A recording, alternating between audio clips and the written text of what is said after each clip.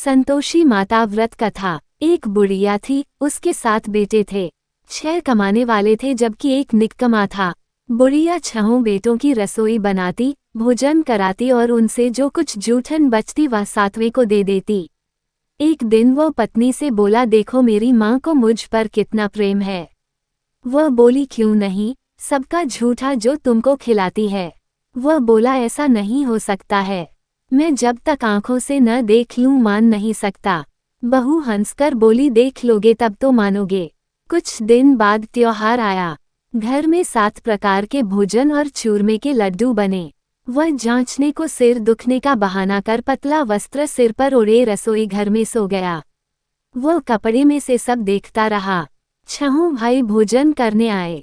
उसने देखा, माँ ने उनके लिए सुंदर आसन बिछा नाना प्रकार की रसोई परोसी और आग्रह करके उन्हें जमाया।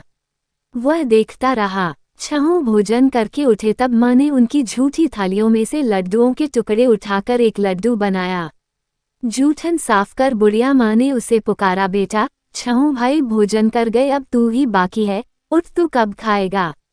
वह कहने लगा, माँ मुझे भोजन नहीं करना, मैं अब परदेश जा रहा हूँ। माँ ने कहा, कल जाता हो तो आज चला जा। वह बोला, हाँ आज ही जा रहा हूँ। ये कहकर वह घर से निकल गया। चलते समय पत्नी की याद आ गई। वह गौशाला में कंडे उपले थाप रही थी। वहां जाकर बोला, हम जावे परदेश आवेंगे कुछ काल, तुम रहियो संतोष से धर्म आपनो पाल।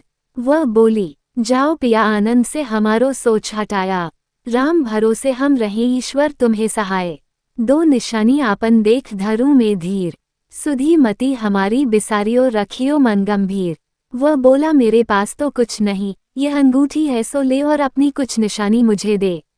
वह बोली, मेरे पास क्या है, ये गोबर भरा हाथ है। ये कहकर उसकी पीठ पर गोबर के हाथ की थाप मार दी। वह चल दिया। चलते चलते दूर देश पहुंचा। वहां एक साहूकार की दुकान थी। वहां जाकर कहने लगा, भाई मुझे नौकरी पर रख लो। साहूकार को जरूरत थी, बोला, रह जा। लड़के ने पूछा, तनख्वाह क्या दोगे। साहूकार ने कहा, काम देखकर दाम मिलेंगे।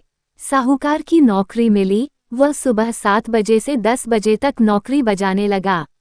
कुछ दिनों में दुकान का सारा लेन देन, हिसाब किताब, ग्राहकों को माल बेचना सारा काम करने लगा।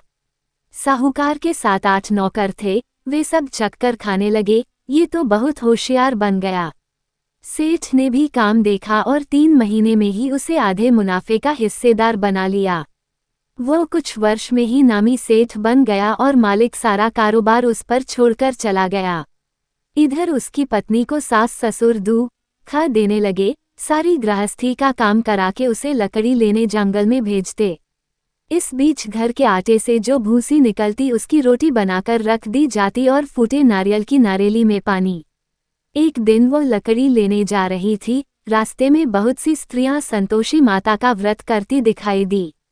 वो वहां खड़ी होकर कथा सुनने लगी और पूछा, बहनों तुम किस देवता का व्रत करती हो और उसके करने से क्या फल मिलता है।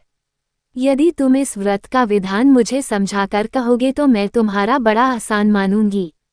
तब उनमें से एक स्त्री बोली, सुनो, ये संतोषी माता का व्रत है। इसके करने से निर्धनता, दरिद्रता का नाश होता है और जो कुछ मन में कामना हो सब संतोषी माता की कृपा से पूरी होती है। तब उसने उससे व्रत की विधि पूछी। वह भागतिनी स्त्री बोली, 1.25 आने का गुड़ चना लेना, इच्छा हो तो 5.25 आने का लेना या 1.25 रुपये का भी सहूलियत के अनुसार लाना। बिना परेशानी और श्रद्धा व प्रेम से जितना भी बन पड़े सवाया लेना।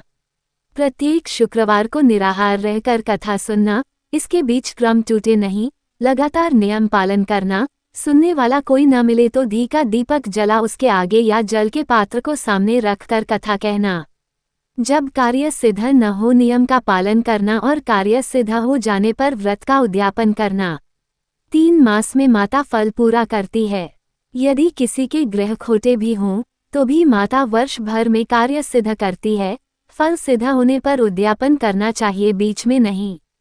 उद्यापन में 2.5 सेर आटे का खाजा तथा इसी परिमाण से खीर तथा चने का साग करना। 8 लड़कों को भोजन कराना, जहां तक मिले देवर जेठ भाई बंधु के हों, न मिले तो रिश्तेदारों और पास पड़ोसियों को बुलाना।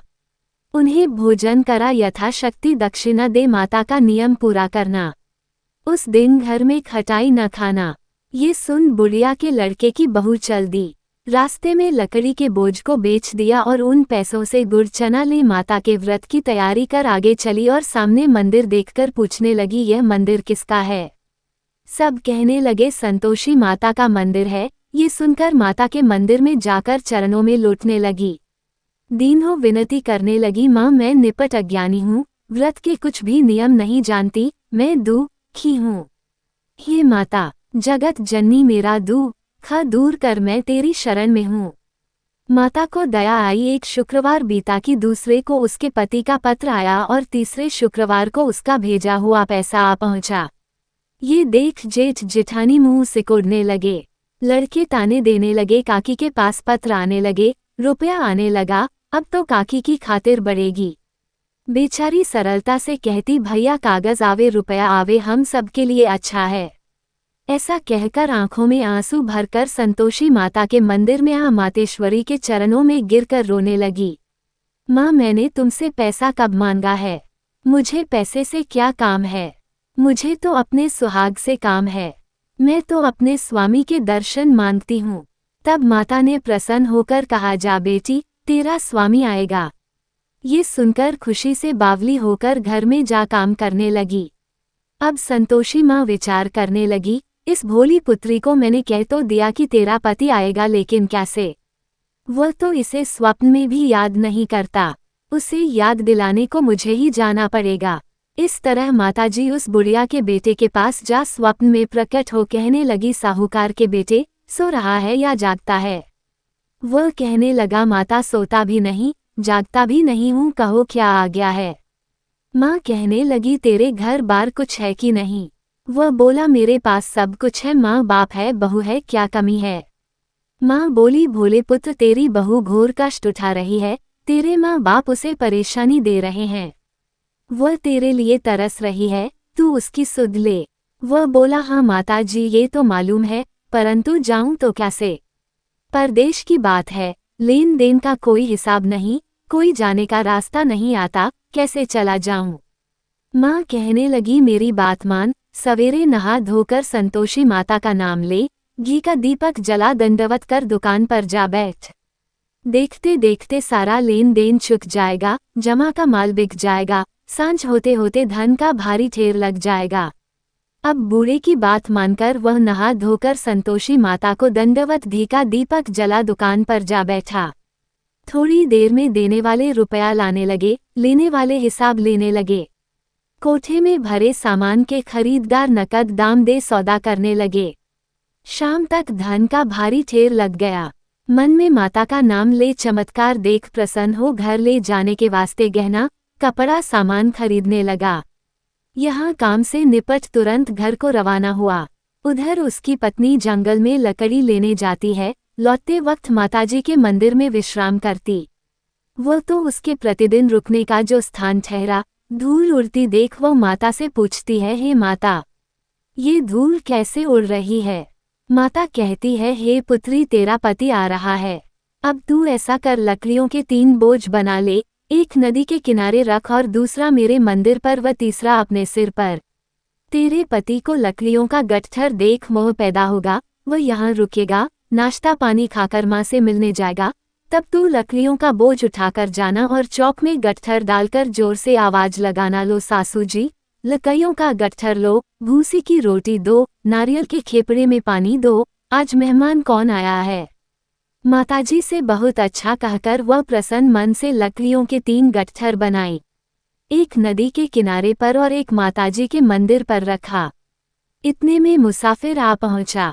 सूखी लकड़ी देख उसकी इच्छा उत्पन्न हुई कि हम यहीं पर विश्राम करें और भोजन बनाकर खा पीकर गांव जाएं। इसी तरह रुककर भोजन बना, विश्राम करके गांव को गया। सबसे प्रेम से मिला। उसी समय सिर पर लकड़ी का गट्ठर लिए वह उतावली सी आती है। लकड़ियों का भारी बोझ आंगन में डालकर जोर से 3 आवाज देती है, लो सासू जी लकड़ियों का गट्ठर लो, भूसी की रोटी दो, आज मेहमान कौन आया है? ये सुनकर उसकी सास बाहर आकर अपने दिए हुए कष्टों को भुलाने हेतु कहती है, बहू ऐसा क्यों कहती है? तेरा मालिक ही तो आया है। आ बैठ, मीठा भात खा, भोजन कर, कपड़े गहने पहन। उसकी आवाज सुन उसका पति बाहर आता है। अंगूठी देख व्याकुल हो जाता है। माँ से पूछता है, माँ ये कौन है? माँ बोली, बेटा ये तेरी बहू है। जब से तू गया है तब से सारे गांव में भटकती फिरती है। घर का कामकाज कुछ करती नहीं, चार पहर आकर खा जाती है। वह बोला, ठीक है माँ, मैंने इसे भी देखा और तुम्हें भी। अब दूसरे घर की ताली दो, उसमें रहूंगा। माँ बोली, ठीक है, जैसी तेरी मर्जी। तब वो दूसरे मकान की तीसरी मंजिल का कमरा खोल सारा सामान जमाया। एक दिन में राजा के महल जैसा ठाट बाट बन गया। अब क्या था, बहू सुख भोगने लगी। इतने में शुक्रवार आया। उसने पति से कहा, मुझे संतोषी माता के व्रत का उद्यापन करना है। पति बोला, खुशी से कर लो। वह उद्यापन की तैयारी करने लगी। जेठानी के लड़कों को भोजन के लिए कहने गई। उन्होंने मंजूर किया, परंतु पीछे से जेठानी ने अपने बच्चों को सिखाया, देखो, भोजन के समय खटाई मांगना, जिससे उसका उद्यापन पूरा न हो। लड़के जीमने आए, खीर खाना पेट भर खाया, परंतु बाद में खाते ही कहने लगे, हमें खटाई दो, खीर खाना हमको नहीं भाता, देखकर अरुचि होती है। वह कहने लगी, भाई खटाई किसी को नहीं दी जाएगी, ये तो संतोषी माता का प्रसाद है। लड़के उठ खड़े हुए, बोले, पैसा लाओ। भोली बहू कुछ जानती नहीं थी, उन्हें पैसे दे दिए। लड़के उसी समय हट करके इमली खटाई ले खाने लगे। ये देखकर बहू पर माताजी ने कोप किया। राजा के दूत उसके पति को पकड़ कर ले गए। जेठ जेठानी मन माने वचन कहने लगे, लूट लूट कर धन इकट्ठा कर लाया है, अब सब मालूम पड़ जाएगा जब जेल की मार खाएगा। बहू से यह सहन नहीं हुए। रोती हुई माताजी के मंदिर गई, कहने लगी, हे माता, तुमने क्या किया? हंसा कर अब भक्तों को रुलाने लगी।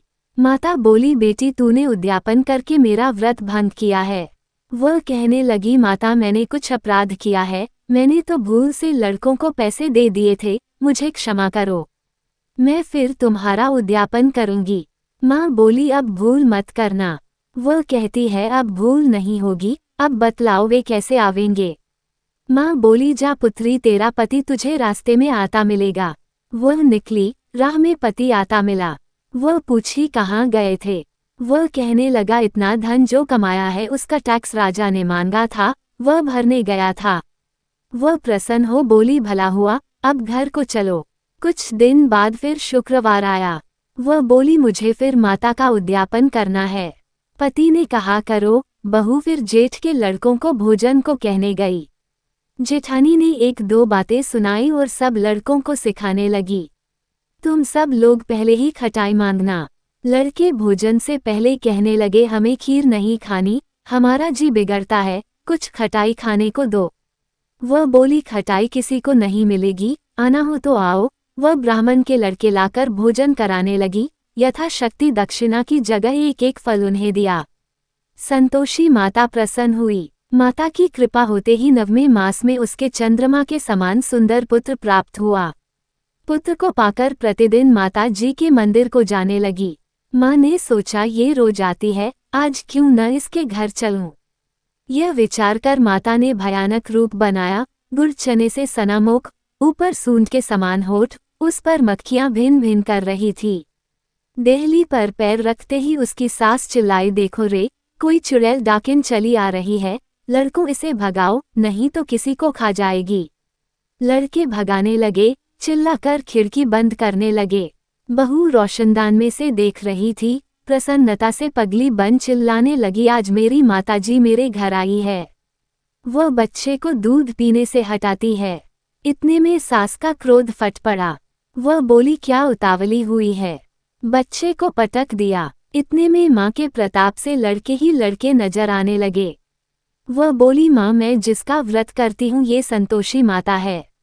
सबने माता जी के चरण पकड़ लिए और विनती कर कहने लगे, हे माता, हम मूर्ख हैं, अज्ञानी हैं, तुम्हारे व्रत की विधि हम नहीं जानते, व्रत भंग कर हमने बड़ा अपराध किया है, जगमाता आप हमारा अपराध क्षमा करो। इस प्रकार माता प्रसन्न हुई। बहू को प्रसन्न हो जैसा फल दिया वैसा माता सबको दे, जो पड़े उसका मनोरथ पूर्ण हो। बोलो संतोषी माता की जय।